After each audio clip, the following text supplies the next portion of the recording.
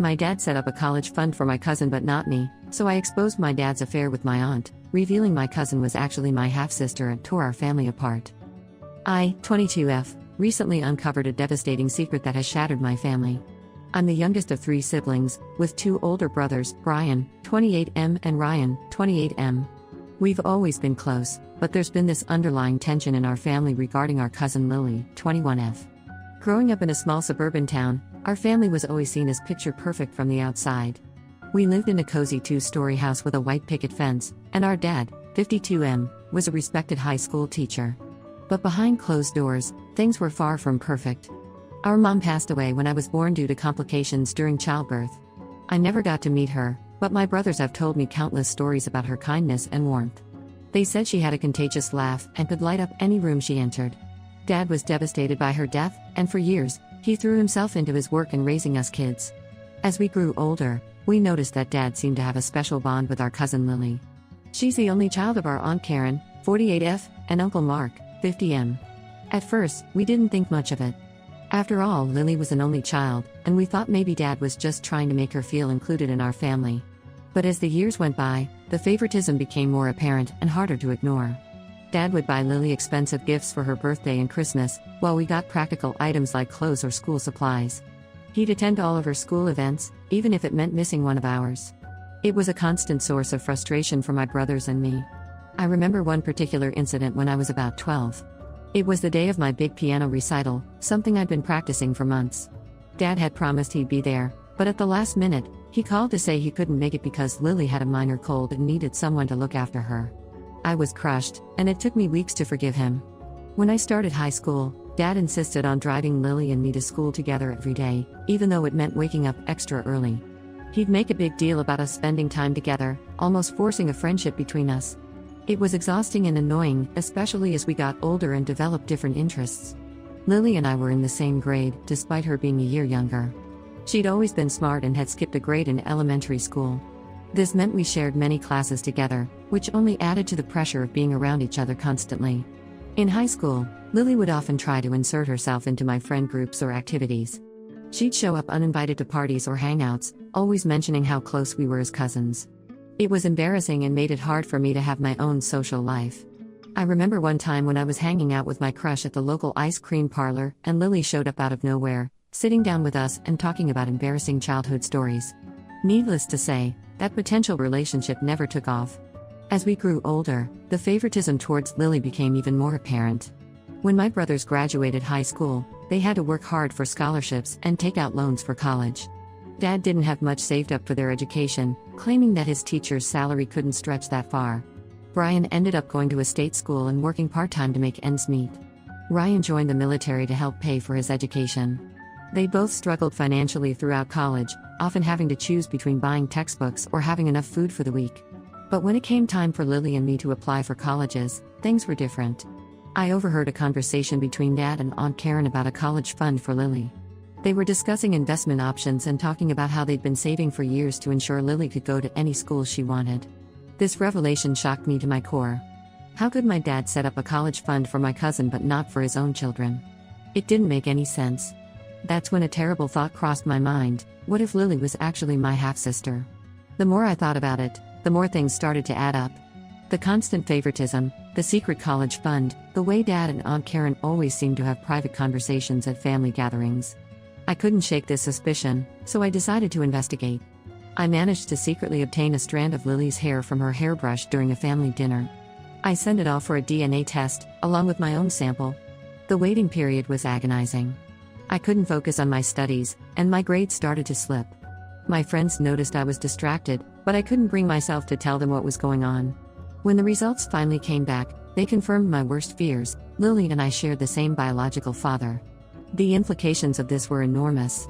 It meant that my dad had an affair with my aunt, resulting in Lily's birth, just a year after my mom died. The betrayal and deceit were overwhelming. I sat on this information for days, not knowing what to do. I finally decided to tell my brothers about the DNA test results. We met up at a local park, away from prying eyes and ears. When I told them, they were just as shocked and angry as I was. Brian punched a nearby tree, bruising his knuckles. Ryan just sat there in stunned silence for what felt like hours. We decided that we needed to confront our dad and get the truth out in the open. But how? When? The opportunity presented itself sooner than we expected. I was set to leave for college in a week, and Dad was planning a small going-away party for me. I invited Lily over, telling her I wanted to say goodbye before leaving for school. My brothers were there too, ostensibly to help me pack. The tension in the house was palpable. Dad tried to keep things light, but he must have sensed something was off. When it was time for me to leave, Dad tried to hug me goodbye, but I couldn't bring myself to embrace him. Instead, I looked him in the eye and said, "I wish Mom was here." The hurt and confusion on his face were evident, but I felt nothing but anger. Before leaving, I gave Lily an envelope containing the DNA test results, telling her to open it in front of our dad after I left. I also sent a copy of the results to Uncle Mark, knowing he deserved to know the truth as well. As we drove away, my phone started blowing up with calls and messages. Aunt Karen was sending a barrage of texts, alternating between angry accusations and attempts to justify the affair.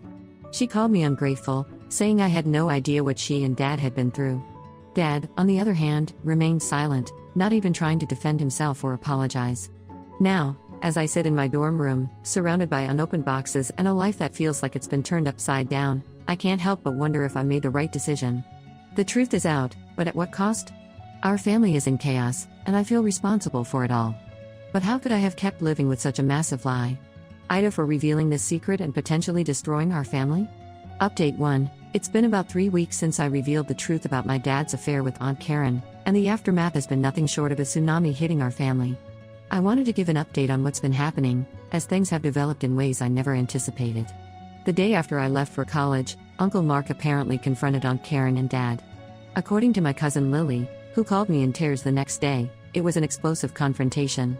Uncle Mark had shown up at our house, DNA results in hand, demanding answers. Aunt Karen tried to deny it at first, but Dad, in a moment of what I can only assume was guilt-driven honesty, admitted to everything. Uncle Mark and Lily moved out of their house immediately after that. They couldn't bear to be around Aunt Karen anymore. Uncle Mark has been staying with his brother in the next town over, while Lily moved into her college dorms early. She told me she couldn't stand to be in that house anymore, surrounded by photos and memories that now felt tainted. Aunt Karen has been relentless in her attempts to contact me. Her messages range from angry tirades blaming me for ruining her life to tearful pleas for forgiveness. In one particularly hurtful message, she said my mom would be ashamed of me for tearing the family apart. She even went so far as to say that my mom would have understood that sometimes people make mistakes when they're grieving. I've blocked her number, but she keeps finding ways to reach out through social media and mutual acquaintances. Dad, on the other hand, has maintained radio silence. He hasn't reached out to me or my brother since that day. Part of me is relieved that I don't have to deal with his excuses, but another part feels hurt by his lack of effort to make things right. It's like he's just given up on us entirely. My brothers and I have been supporting each other through this difficult time. We've had long, late-night phone calls, rehashing our childhood and how this revelation has changed our perception of our family dynamics. Brian admitted that he always felt like Dad was harder on him than on Lily, pushing him to excel in sports and academics while praising Lily for the smallest achievements. Ryan shared a memory of overhearing Dad and Aunt Karen having a heated argument when we were kids, something about keeping promises and maintaining appearances. At the time, it didn't make sense, but now it's painfully clear what they were discussing. Lily reached out to me a few days ago. She was understandably upset and confused. We had a long, emotional phone call where she told me how betrayed she felt by her mom and our dad. She said she always wondered why her dad, Uncle Mark, seemed a bit distant at times, and now it all made sense. There were times when Uncle Mark would look at her with a strange expression, almost like he was searching for something in her face. Now we know he was probably looking for traces of our dad. Lily asked if we could maintain a relationship as cousins, ignoring the half-sister aspect. I agreed, as I don't want to punish her for our parents' mistakes. But I'd be lying if I said it wasn't awkward. Every time I look at her now, I see our dad, and it brings up all these complicated emotions. Uncle Mark called me as well. His voice sounded tired and strained, like he had aged years in just a few weeks. He thanked me for having the courage to expose the truth, even though it was painful. He told me he had always had suspicions about Aunt Karen and Dad's closeness but never wanted to believe it. There were times when he'd come home early from work and find them in deep conversation, only to have them quickly change the subject when they noticed him.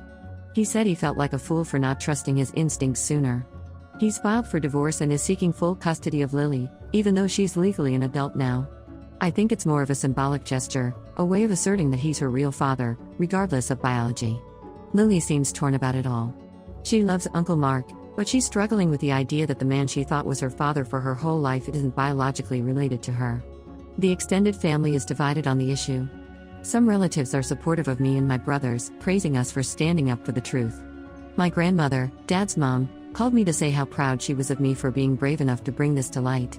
She said she had always felt something was off about Karen and Dad's relationship but could never put her finger on it. Other family members think we should have kept it a family secret and are angry that we've ruined 2 marriages. My aunt on mom's side, in particular, has been vocal about how disappointed she is in me. She thinks I should have confronted Dad privately instead of airing our dirty laundry to everyone. But how could I have kept something like this quiet? I'm trying to focus on my studies at college, but it's been challenging with all this family drama swirling around. My grades have slipped a bit, and I'm considering talking to my professors about getting some extensions on assignments. It's hard to concentrate on calculus when your entire family structure has imploded. My roommate has been incredibly supportive through all of this. She's been a shoulder to cry on and has helped keep me grounded. She even organized a movie night with some of our floormates to help take my mind off things for a while. Despite the chaos, I still believe I did the right thing by revealing the truth. The lie had gone on for far too long, and everyone deserved to know. However, the guilt of being the one to cause so much pain still weighs heavily on me. I can't help but wonder what my mom would think of all this if she were still alive. Would she be disappointed in Dad? In me? Or would she understand why I had to do it? As I navigate this new reality, I'm trying to take it one day at a time. Some days are better than others. But through it all, I'm grateful for the unwavering support of my brothers. We've always been close, but this ordeal has brought us even closer. We're all we have left now, and we're determined to stick together, no matter what. Update 2. It's been about 2 months since my last update, and things have somewhat settled into a new normal for our family, though the tensions are still high and the wounds are far from healed. The divorce proceedings between Uncle Mark and Aunt Karen have begun, and it's getting messy. Uncle Mark is using the affair as grounds for the divorce, and he's seeking a larger share of their assets. He argues that since Aunt Karen betrayed him and lied for over 2 decades, she doesn't deserve an equal split. Aunt Karen is fighting back, claiming that the affair was a one-time mistake and that Uncle Mark had emotionally neglected her for years, pushing her into my dad's arms. Their lawyers are having a field day with it all, and it's painful to watch 2 people who were once so in love tear each other apart. I can't help but feel partially responsible for this, even though I know the real blame lies with Aunt Karen and Dad. Lily has been struggling with her identity and place in the family. She's been seeing a therapist to help her process everything, which I think is a good idea. She confided in me that she feels like she doesn't know who she is anymore. Her whole life, she thought she was the daughter of Mark and Karen, the beloved only child. Now she's grappling with being the product of an affair, the secret daughter of her uncle, and the half-sister of her cousins. It's a lot for anyone to handle. Her relationship with Aunt Karen is strained. Lily told me that she can barely look at her mom without feeling a mix of anger and betrayal. She's been spending more time with Uncle Mark, trying to rebuild their bond. It's sweet to see how Uncle Mark has stepped up, reaffirming his love for Lily and insisting that biology doesn't change the fact that he's her dad in every way that matters. My dad finally broke his silence and reached out to me and my brothers. He sent us each a long email, trying to explain his actions. He talked about how devastated he was after our mom's death, how he felt lost and alone trying to raise 3 kids on his own. He said Aunt Karen was there for him during the darkest time of his life, offering comfort and understanding. According to Dad, the affair was brief, just a few months of weakness and poor judgment. But when Aunt Karen got pregnant, they decided to keep it a secret to protect the family. He claimed they thought it would be easier this way, that revealing the truth would only hurt everyone involved. His justifications rang hollow to me. I couldn't help but think about all the years he spent favoring Lily over us, knowing she was his daughter. The college fund he set up for her but not for us was particularly painful to remember. How could he claim to be protecting the family while consistently prioritizing Lily over his other children? Brian and Ryan had different reactions to Dad's email. Brian was furious and sent back a scathing reply, telling Dad never to contact him again. He said that Dad's actions were unforgivable and that he no longer considered him a father. Ryan, always the more diplomatic one, suggested we meet with Dad to hear him out in person. He argued that while what Dad did was wrong, maybe we should at least give him a chance to explain face to face. I'm torn about what to do. Part of me wants to hear Dad out, to try and understand how he could do this to us. But another part of me is afraid that seeing him will just bring up all the hurt and anger again. For now, I've decided to take some time to think about it before making a decision. I've been dealing with some fallout at college too. Word of the family drama somehow spread, and I've overheard whispers and caught people staring at me in the cafeteria or library. It's made me withdraw from social activities, and I've been spending more time alone in my dorm room.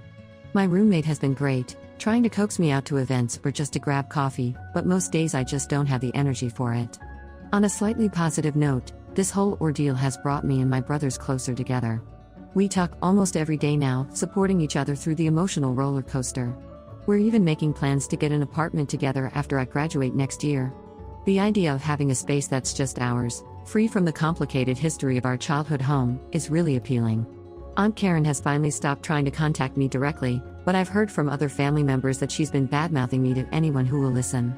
She's painting herself as the victim and me as the villain who destroyed a happy family. It's frustrating to hear, but I'm trying not to let it get to me. I know the truth, and so does everyone who matters. I'm still firm in my belief that exposing the truth was the right thing to do, but the consequences have been far-reaching and painful for everyone involved. It's a heavy burden to bear, knowing that my actions have irreversibly changed the course of our family's life. But I keep reminding myself that I didn't cause this situation, I just brought the truth to light. As I navigate this new reality, I'm focusing on my studies and trying to plan for my future. The support of my brothers and a few close friends has been invaluable. While our family may never be the same, I'm hopeful that we can all find a way to heal and move forward, even if it means creating a new kind of family dynamic. Update 3. It's been 6 months since my initial post, and I wanted to give one final update on our family situation. A lot has happened, and while things aren't perfect, we're all finding ways to move forward. The divorce between Uncle Mark and Aunt Karen was finalized last month. Uncle Mark got a favorable settlement, largely due to the evidence of the affair. Aunt Karen has moved out of state, reportedly to live with her sister and start fresh. I haven't heard from her directly in months, and honestly, I'm relieved. The distance has given everyone some much-needed space to process everything. My dad made several attempts to reconcile with us over the past few months. He showed up unannounced at Brian's workplace, trying to talk to him during his lunch break. Brian was furious and threatened to call security if Dad didn't leave immediately. Then Dad tried to ambush Ryan at his favorite coffee shop. Ryan, always the calmer one, listened to Dad for a few minutes before firmly telling him he wasn't ready to forgive and asking him to leave. When he realized he couldn't get through to my brothers, Dad focused his efforts on me. He started sending me care packages at college, filled with my favorite snacks and little gifts, things like fuzzy socks, scented candles, and gift cards to my favorite cafes. At first, I ignored them, but then I started donating the contents to the student food bank. I couldn't bring myself to enjoy anything from him, but I didn't want the items to go to waste. Dad even tried to pay off my student loans as a peace offering. When I got the notification that my loans had been paid in full, I was shocked. Part of me was tempted to accept it, after all, it would make my life so much easier. But I knew I couldn't. I contacted the financial aid office and had them reverse the payment. I couldn't let Dad buy my forgiveness. The final straw came when he showed up at my dorm room last week. I was shocked to see him there, standing awkwardly in the hallway with a bouquet of flowers. He begged me to hear him out, saying he had so much he needed to explain. Against my better judgment, I agreed to talk to him, but insisted we go to a public place on campus. We ended up at a busy coffee shop where I felt safe and could leave easily if I needed to. During our conversation, he tried to justify his actions again. He talked about how lonely he was after Mom died, how overwhelming it was to be a single parent to 3 kids. He said Aunt Karen was there for him, understanding his pain in a way no one else could. He claimed the affair just happened and that he never meant for Lily to be conceived. When I asked him about the years of favoritism towards Lily, he tried to downplay it. He said he was just trying to be a good uncle and that I was misinterpreting things. But when I brought up specific incidents, the missed recitals, the college fund, the constant praise, he couldn't deny it. He admitted that he felt guilty about Lily and overcompensated, but insisted he loved all of us equally. I listened to everything he had to say, but in the end, I couldn't find it in my heart to forgive him. The years of feeling second best to my own cousin, the financial support he gave her but not us, and the web of lies he maintained for over 2 decades, it was all too much. I told him that while I appreciated him reaching out, I needed time and space to heal. I asked him not to contact me again unless I reached out first. He looked defeated when I said this, but nodded in understanding. As he got up to leave, he told me he would always love me and would be there if I ever wanted to reconnect. I watched him walk away, feeling a mix of sadness, anger, and relief. Lily and I have maintained a cordial relationship. We text occasionally and have met up for coffee a few times when we're both home from college. We've agreed to think of each other as cousins and nothing more. It's still a bit awkward, but we're both trying. She's been rebuilding her relationship with Uncle Mark, and they've even started going to family therapy together. It's nice to see them working things out. As for me, I'm doing better. My grades have improved, and I've started socializing more on campus. I joined a study group for one of my tougher classes, and it's been nice to focus on something other than family drama. I've even started dating a bit, though I'm taking things slow. The support of my brothers has been invaluable throughout this entire ordeal. We're still planning on getting that apartment together after I graduate, and I'm looking forward to starting a new chapter of my life with them. We've talked about starting some new family traditions, just the three of us. It won't replace what we've lost, but it's a start. This experience has taught me a lot about the complexities of family, the weight of secrets, and the importance of honesty. While the path hasn't been easy, I still believe that bringing the truth to light was the right thing to do. Our family may never be the same, but at least now we're living in reality, not a carefully constructed lie.